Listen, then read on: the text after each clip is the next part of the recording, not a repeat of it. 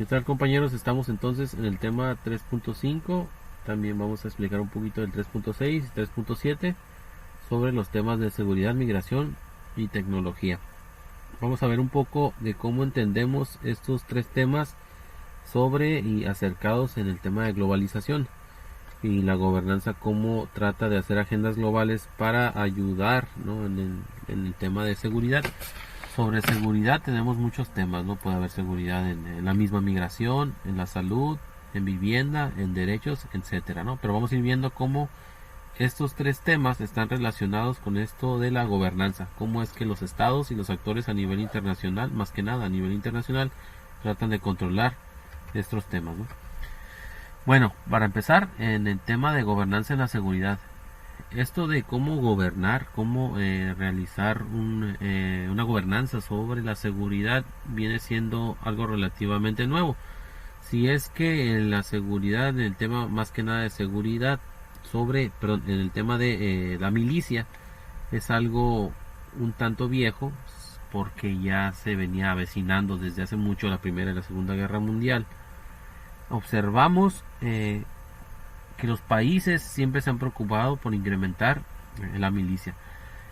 ¿Por qué el concepto como tal viene siendo nuevo? Lo que sucede es que las amenazas en el mundo no eran muy claras. ¿De qué amenazas hablamos? Las amenazas de un estado sobre otro. En cuanto a territorio, ya se venía luchando sobre eso.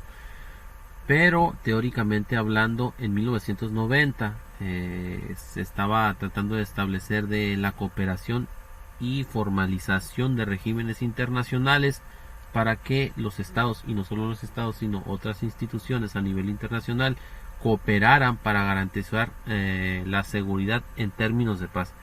Si los estados, a través de la cooperación multilateral y el establecimiento de regímenes internacionales, podrían cooperar para mantener paz mundial, pues evitaremos lo que es la Tercera Guerra Mundial. Por eso viene la gobernanza en el tema de seguridad. Hay otras amenazas, además de los estados, sobre otros estados para invadir. Claro que hay otras amenazas, como los terroristas, por ejemplo, los mismos individuos, y cualquier las amenazas de salud, como lo estamos viendo, la bacteriológica, como lo estamos viendo en estos momentos en cuanto al coronavirus. Pero todo ese aspecto pues sale o empiezan haciendo sobre las amenazas que tienen sobre los territorios de un estado a otro. En ese tiempo las defensas o el incremento en el gasto para la milicia era para defenderse de otros estados y obviamente mantener y defender la soberanía de los mismos estados. Después, en los 90, el concepto es más estudiado, y sobre el tema de gobernanza en la seguridad es cómo tratar de solventar los problemas que pueden amenazar el estado, no solo otro estado sobre su territorio y su soberanía, sino cómo cualquier otro actor o acción puede amenazar al estado.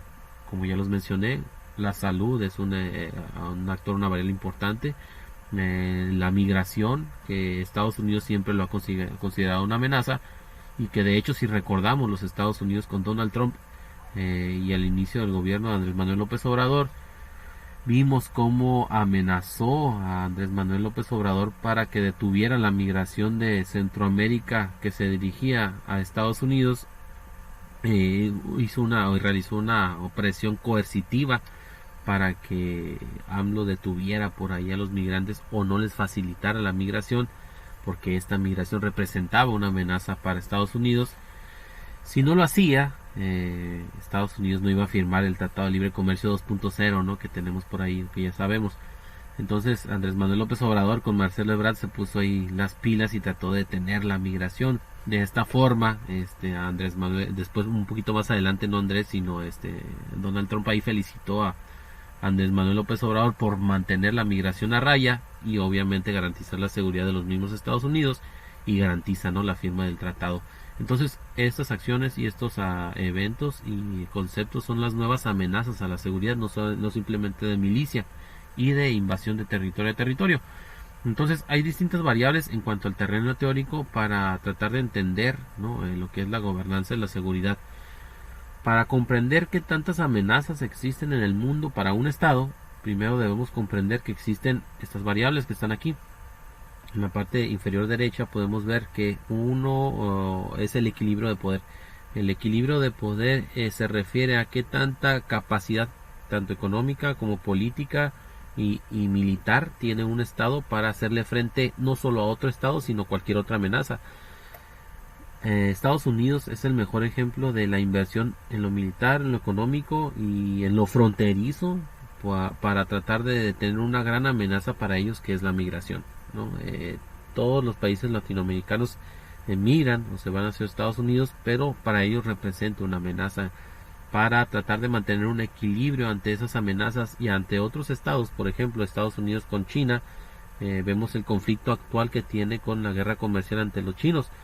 De ahí la inversión alta, una estrategia para mantener ese equilibrio de poder y no ceder ante el crecimiento del poder de los chinos, pues se fue a la guerra arancelaria y también no firmó el pacto o el COP21 en París en el 2015-2016, que el COP21 es, ya saben, la inversión en medio ambiente para reducir la capa de ozono y reducir las emisiones de CO2 en la capa de ozono, que obviamente Estados Unidos no ratifica esos acuerdos, porque si lo ratifica significaría una reducción en la producción de la industria, una reducción en la economía, una caída en la economía, y no puede darse ese lujo, ya que los chinos ahorita van en crecimiento. Entonces ha tratado de equilibrar todas esas fuerzas para evitar que los chinos se le vengan por encima. Y eso es más o menos un poquito del equilibrio de poder al que están sufriendo los Estados Unidos. El punto número 2 dice ahí: regímenes de seguridad. ¿Qué regímenes de seguridad hemos conocido en el mundo a través del tiempo? El mejor ejemplo es la OTAN, que fueron los acuerdos de los países del Atlántico Norte, Canadá, Estados Unidos, los del norte de Europa, en contra, y fue después de la Segunda Guerra Mundial, después de 1945, en contra del el Pacto de Varsovia, que fueron los países del este de Europa junto con pues prácticamente comunistas con la Unión Soviética, ¿no? Que fueron entonces, por una parte, el régimen de seguridad de Estados Unidos y contraviniendo en el régimen de seguridad de la Unión Soviética. Entonces, así como se forman regímenes de seguridad, existen regímenes de cualquier tema, ¿no? Hasta de salud y ciencia y tecnología. La otra variable son las comunidades de seguridad, que no necesariamente firmas un acuerdo, pero entiendes o tienes un entendimiento o una ideología similar a otros países. Recordemos que, por ejemplo, en la Guerra Fría había países alineados y no alineados. Unos eran capitalistas, otros eran comunistas y otros eran no alineados, pero existía una armonía incluso entre los no alineados en su mayoría y los capitalistas. Y el cuarto punto dice una indeterminación de los objetivos referente de la seguridad. Aquí el conflicto es cómo hacer o establecer un régimen internacional, en este caso en términos de seguridad, con otros países, si estos no los entiendo o si estos no coinciden con la información o la ideología o los puntos que yo quiero o establezco. Tenemos por ahí a Vietnam, que triunfó en la Guerra Fría en contra de los estadounidenses, el Vietcong, ¿no? Por ejemplo, por ahí 1971-75, cuando sacan a los estadounidenses de Vietnam. La otra, la China comunista y su modelo mixto de la economía, que están totalmente en contra del modelo capitalista de los estadounidenses. Entonces todos, o el mismo Corea del Norte o Venezuela, incluso Cuba, como estos modelos económicos que tienen información un tanto indiferente, ¿no? U objetivos indiferentes a los estadounidenses, no pueden y no van a establecer un régimen de seguridad, sino todo lo contrario. Hemos observado, por ejemplo, en este tema de la pandemia o en otros temas inquietantes de económicos, que los rusos o algunos países contrarios a la política estadounidense han auxiliado a los venezolanos en tema de salud. Los mismos cubanos, ¿no? Que tienen niveles educativos y de salud altos, han exportado médicos a Venezuela para tratar de auxiliar en el tema de la pandemia.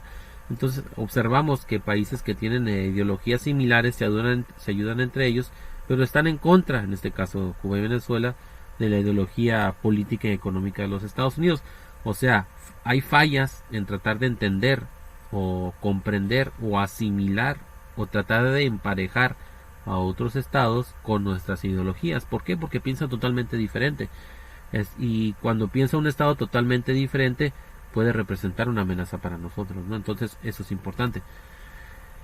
¿Qué agendas de seguridad tenemos? Y ya lo puse como ejemplo. El mejor ejemplo de agendas de seguridad, como ya hemos platicado, agendas de gobernanza, en este caso temas de seguridad, pues la OTAN del lado derecho, que eran los países europeos occidentales y liderados principalmente por Estados Unidos en términos de seguridad después de 1945. Y del lado izquierdo tenemos el Pacto de Varsovia, todos aquellos países, ahí está Hungría, Bélgica, Alemania, Polonia, Rumania, China, incluso República Checa, que llegaron a ser comunistas, junto de la cortina de hierro que mencionaba por ahí Winston Churchill, ¿no? El ministro de Inglaterra durante el periodo de la Segunda Guerra Mundial, que representaban una amenaza para los capitalistas, ¿no? Entonces estos formaron una cortina de hierro, formaron el comunismo y también se hicieron su propia régimen internacional o agenda de seguridad internacional en contra de la misma OTAN.